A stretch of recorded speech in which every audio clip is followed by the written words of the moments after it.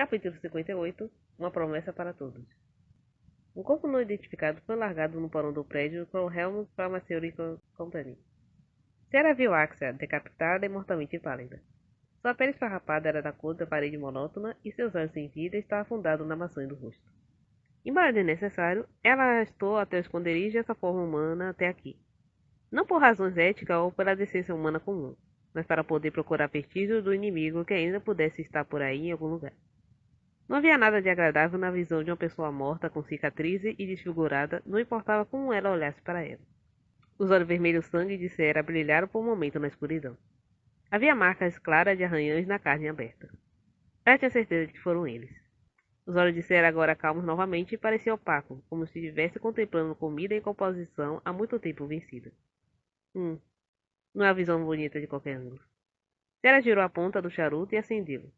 Quando ela inspirava profundamente, a fumaça acre dos seus lábios vermelhos flutuava no ar em meio à escuridão. Era uma espécie de hobby para um vampiro imortal se esforçar para fazer coisas prejudiciais ao corpo humano. Foi assim que Sarah começou, mas continuou fumando por hábito, mesmo que isso não lhe desse muito prazer ou satisfação. Quanto mais ela perseguia o sangue e a luxúria, mais vazia ela se sentia, como se houvesse um buraco no centro do seu coração. Eu já tive um coração em primeiro lugar? Mesmo com o cadáver esfarrapado da sua irmã vampira na frente dela, a expressão de Sarah permaneceu indiferente. Na verdade, ela simplesmente perdeu um peão para cumprir suas ordens. Ela podia ouvir a risada abafada de alguém não muito longe. Gíria, eu posso ouvir você rindo daqui. Oh, desculpe. Gira deleitou-se com total gratificação quando ondas de felicidade a invadiram. Ela parecia gostar do fato de Axia, que sempre era tão presunçosa, ter aparecido morta. Tudo estava exatamente como Gíria queria. Agora, se ela pudesse matar os irmãos lobisomem e oferecer a Sarah, tudo ficaria em paz. A posição de Lara que ela cobiçava poderia ser a dela. Só então Lara cortou o ar e caiu silenciosamente no chão molhado. Você chamou? Você está atrasada. Sarah avisou secamente. Desculpe. Lara nunca dava desculpa. A dupla sabia que tal comportamento não lhe convinha. Precisamos usar aqueles que capturamos, disse Sarah casualmente, afastando-se do corpo de Axel. Foi o próximo pássaro e não foi surpreendente. Eles foram capturados para uso como quisesse em uma data posterior.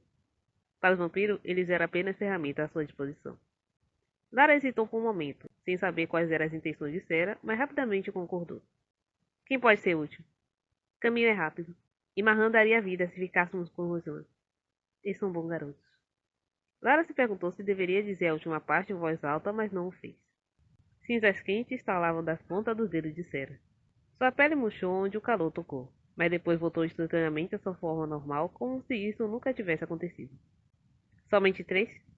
O resto está muito louco por causa da lavagem cerebral. Na maior das hipóteses, podemos usá-lo como cobaia. Poderíamos usá-lo para batalha mais curta, mas seria difícil de eles realizarem qualquer coisa elaborada.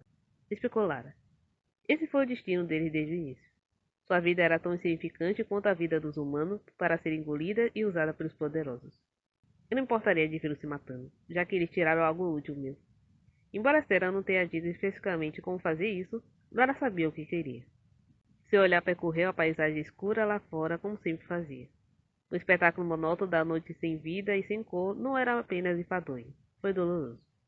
Quando Sarah percebeu que os olhos de Lara estavam em outro lugar, ela agarrou sua nuca sem avisar. Você acha que tem tempo para sonhar acordada?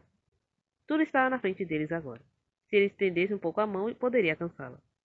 Como tal, eles tiveram que obedecer a Sarah e a Taijo, seu líder. Você quer ver algo verde exuberante, andar na grama e tomar chuva sob o céu azul claro? É por isso que você perde tanto tempo? Minha desculpa. Lara respondeu lentamente. Só então Sarah soltou o pescoço com a mesma força que a agarrou. A nuca de Lara permaneceu vermelha por muito tempo. É venenoso para um vampiro romantizar as coisas, Lara. Sarah falou a verdade e assentiu. O vampiro Taijo cobiçava a vida eterna. Eles queriam a verdadeira liberdade de poder viver ao sol. Sentimentos diferentes apenas impediram seu progresso. Quando Sarah e Gíria, que a seguia, finalmente desapareceram, Lara estalou o pescoço e olhou para o teto vazio. Dentro ou fora não foi diferente. Era a mesma escuridão, o mesmo céu negro. Estou farta disso.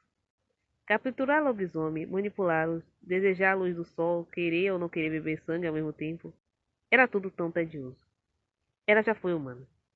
Lara olhou para Axel adormecida como uma boneca oca e grotesca. Tudo foi tão vão. Tudo isso. Cada coisa. Nem mesmo a menor respiração escapou do quarto hermeticamente fechado de Enze. Giri, que se virou com uma expressão cansada no rosto, também permaneceu em silêncio. Ele não disse mais nada, nem olhou para os irmãos com ressentimento. Ele simplesmente parecia terrivelmente solitário. Theo, Najak e Khan estavam no corredor do segundo andar, piscando as pálpebras pesadas, presos em silêncio. Theo foi o primeiro a quebrar o silêncio. Ele respirou fundo, cruzou os braços e olhou para Khan e Najak. Eu não posso acreditar que vocês foram sem mim. Impressionado com o comentário inesperado de Theo, Najak pareceu perplexo. Theo poderia criticá-lo quanto quisesse, mas Najak não colocaria em risco a segurança do seu irmão. Você estava dormindo tão profundamente que não podemos levá-lo conosco. Especialmente depois que você mal adormeceu e estava lutando contra a insônia. Najak conseguiu inventar uma desculpa, embora fosse difícil para ele mentir, mas essa desonestidade inerente significava que ele não conseguia olhar Theo nos olhos. Não havia como Theo não saber disso, já que os dois estavam juntos há muito tempo. Theo parecia estar perdido em pensamento sobre alguma coisa, então falou de maneira exagerada, fingindo estar com raiva. Mesmo assim, como você pôde?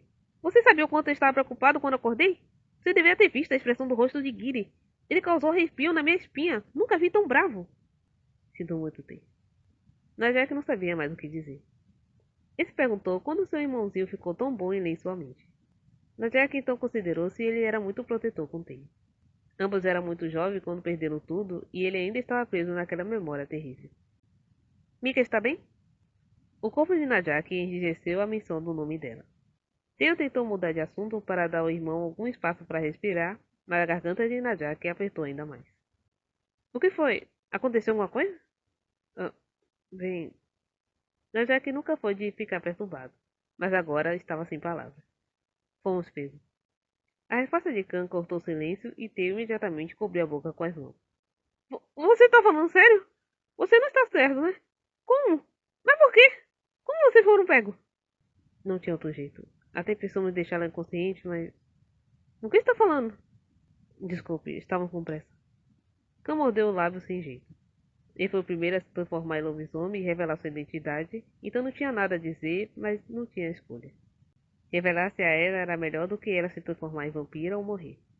Mesmo que pudesse voltar no tempo, ele faria a mesma escolha. Ele apenas se sentiu mal por Theo. Então, o que você vai fazer? Kana, Jack e Theo estava percebendo que era simples abrir e fechar uma porta.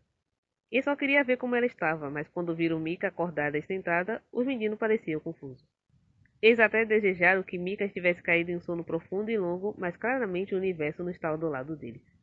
Os meninos se prepararam para todas as perguntas que Mika faria contra eles.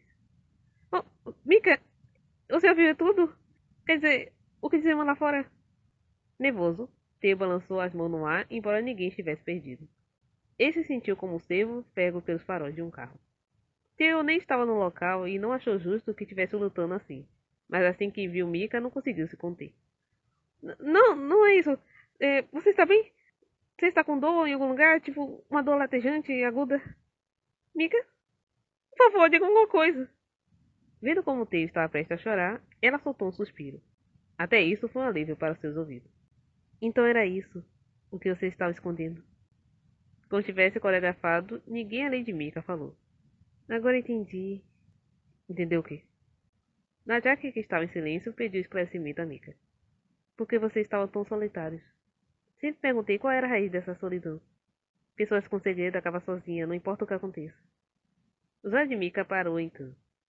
Câncer no lobisomem foi o mais difícil para Mika aceitar. Ela estava com ele desde que era criança. Eles eram inseparáveis. Não foi traição ou medo que ela sentiu. Era outro tipo de solidão decorrente do fato de ela e Câncer serem diferentes. Câncer se aproximou lentamente de Mika para não assustá-la. Mika, você tem medo de nós? A voz de Khan era gentil e calma como sempre, e ele não tinha mudado. Lágrimas voltaram dos seus olhos, e Mika balançou a cabeça para a esquerda e para a direita. Khan colocou a mão em cima da de Mika. O calor de lobisomem se espalhou por ela. Logo os olhos dourados e escuros de Khan encontraram o de Mika. Ele segurou as lágrimas dela com as pontas do dedo enquanto elas caíam e fez uma promessa e suas palavras foram sinceras. Estamos do lado dos humanos. Não queremos prejudicá-los. Essa foi uma promessa para Mika e todos os outros. Não se esqueça. Essa é a única verdade.